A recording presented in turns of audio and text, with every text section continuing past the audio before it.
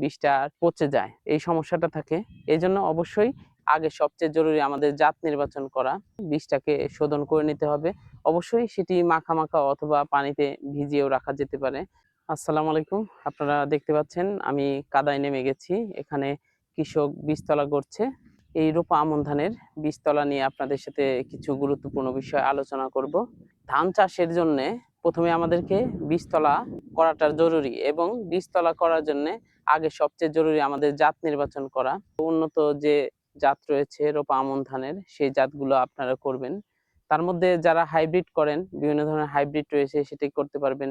অথবা উফশি জাতের যদি ধান করতে চান, সেই ক্ষেত্রে 103 লেটেস্ট ভ্যারাইটি রয়েছে এবং ব্রিড ধান 75 রয়েছে, 87 রয়েছে, 71 রয়েছে ইত্যাদি ধান আপনারা করতে পারবেন। তো বীজতলা রেডি করার আগে আমাদের কিছু গুরুত্বপূর্ণ বিষয় ফলো করতে হবে। ধান কেনা বা যদি বাড়িতে রাখি, সেটিকে প্রথমে আমাদেরকে নিতে হবে।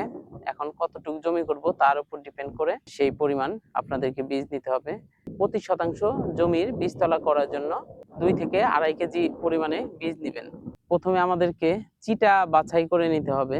প্রতি 10 লিটার পানিতে 375 গ্রাম হারে ইউরিয়া সার দিয়ে ভালো করে নেড়ে নিব। নেড়ে পানিতে মেশানোর পরে ওখানে 10 কেজি পরিমাণে আমরা বীজটা দিয়ে দিব। বীজটা দিয়ে কিছুক্ষণ কাঠি দিয়ে নাড়ার পরে দেখবেন যে 20 মিনিটের মতো রেখে দিলে সেই চিটাগুলো পানির উপরে ভেসে উঠবে।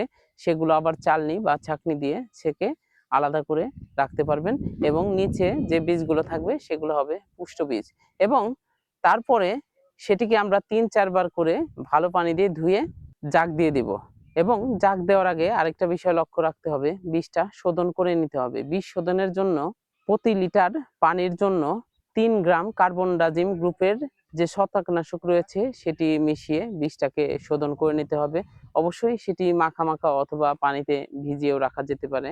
সেটি 1 থেকে 2 ঘন্টা ভিজিয়ে রাখলে যথেষ্ট। তারপরে সেটিকে ছেঁকে পরিষ্কার পানি দিয়ে 2-3 বার ধুয়ে সেটি জাগ দিতে হবে।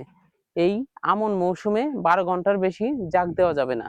12 ঘন্টা জাগ দিয়ে তারপরে সেটিকে বীজতলায় ফেলতে হবে। এবং অনেক কৃষক ভাইদের দেখেছি তারা বীজটাকে বেশি রকম জার্মিনেশন বা অঙ্কুরোদ্গম করিয়ে ফেলে, এটির মাথা অনেকটা বের হয়ে যায়। এরকম হলে একটি বড় ধরনের সমস্যা হয়। বীজতলায় গিয়ে অনেক সময় বেশি পানি থাকলে বীজটা পচে যায়, এই সমস্যাটা থাকে। এই জন্য অবশ্যই এই বিষয়গুলো খেয়াল করতে হবে। যখন আমরা বীজতলা রেডি করব, অবশ্যই 7 দিন আগে সেটিকে চাষ দিয়ে পানিটা ধরে রাখতে হবে এবং আগাছা পরিষ্কার করে দিতে হবে। পরবর্তীতে যদি অনুর্বর মাটি হয় তাহলে অবশ্যই কিছু জৈব সার দিতে হবে।